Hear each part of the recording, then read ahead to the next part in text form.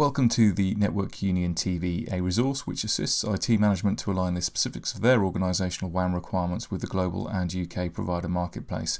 I'm Robert Sturt, writer for TechTarget and Packet Pushers, and I work within a team specialising in BT and MACG global and UK connectivity, specifically Ethernet services including both MPLS and VPLS.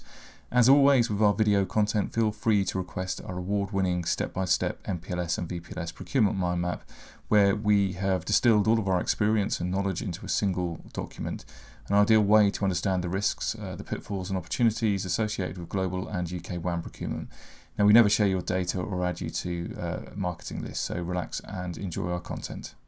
In today's video, we're talking about MPLS network pricing as a companion to our latest writing at netunion.co.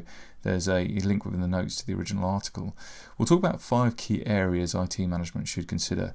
Number 1, understanding the true capability of service providers from a pricing perspective. Number 2, how to engage with pricing teams within service providers. Number 3, creating an RFP process and where typically IT teams go wrong.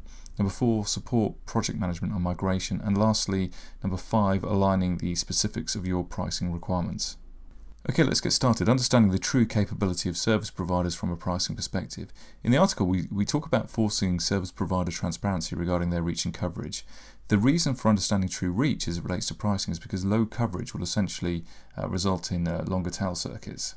If you take a look at the diagram, you'll see how an office site typically connects into a provider's network. A tail circuit provided by a wholesale provider has a cost associated depending on the length. The tail circuit ultimately connects into a MPLS Provider Edge node. The MPLS Edge, known as the PE, the Provider Edge, is essentially the entry point into a provider's network. A small provider may only operate 2 Provider Edge nodes as an example, yet they may profess to offer via marketing 98% coverage of the UK or the US market space. It's only by asking to see their true Provider Edge coverage that you'll understand how your offices relate in terms of approximate distance to their Provider Edge, to their actual network. The 98% coverage is generally based on wholesale agreements with organisations like Verizon, Colt, BT Openreach, etc. And it doesn't really represent a true capability in terms of reach. Of course, whether or not a low PE coverage count is an issue depends on the scale of your business, but also your diversity uptime requirements. Where maximum uptime is required, clearly a small provider with only 2 Provider Edge nodes has the potential to impact capability to offer a topology with maximum uptime. We also note that some providers are offering diverse solutions using 2 different tail circuit providers for cost effectiveness reasons. However, these solutions, whilst they may benefit you in terms of cost, are rarely diverse since neither provider knows the circuit routing of the other provider, i.e. Colt versus Openreach, for example. They haven't got access to the actual tail circuit routing plans, so they cannot guarantee no single point of failure, which is the whole idea. So whilst using dual providers may be cost effective, it is certainly not recommended. So number 2, how to engage with the special pricing teams or pricing teams in general within service providers. Over the years, I've worked for and with major service provider pricing teams, and the one common success attribute from a client's perspective is to present teams with a well-defined statement of requirements. Without a good design, without a good statement of requirements, the pricing team perceives the win chance as low and will not provide the resource and focus required to achieve good pricing. Now, in addition to the design, your pricing team will focus on relationship as well. So not just whether or not the design is well suited to their capability, but also whether or not the sales account team within the service provider is engaged at all the right levels. So sure, you could produce a simple spreadsheet of speeds and feeds, as they call it, but the chances of achieving a good commercial result are low. Number 3, an RFP process, and where IT teams typically go wrong. An RFP, request for proposal or request for pricing as it's sometimes called, is a great way to get down your requirements on paper, a great way of initially engaging service providers. However, in a similar fashion to the way in which special pricing team engagement is a must, so is engaging with the provider's sales team. Those IT teams which simply go ahead and release RFPs without prior engagement will be lucky to receive a response, and if they do, it will just be a generic copy and paste. The information will effectively not be great in terms of deciding which provider is fit for purpose. The reason is simple. Providers make the assumption that you are simply conducting a pricing exercise or that you're not serious about the project. So we therefore recommend an initial meeting with all prospective service providers before releasing any RFP documents.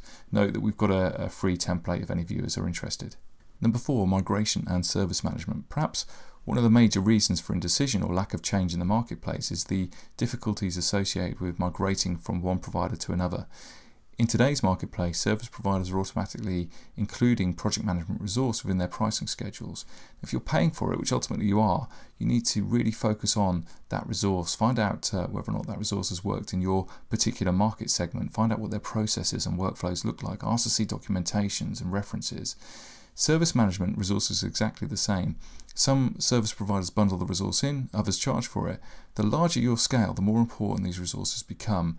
A client for 2, 3 or 4 sites may not see the need for dedicated project and service management, but as you scale upwards, these resources become integral to your success.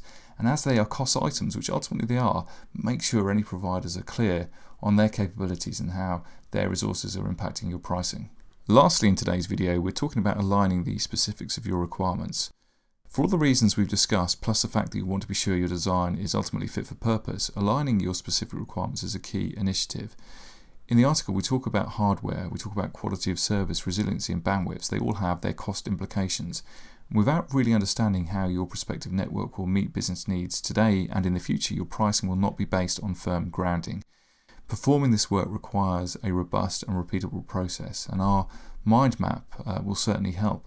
But every business is different in terms of their complexity and requirements, and understanding your specifics is really, really important.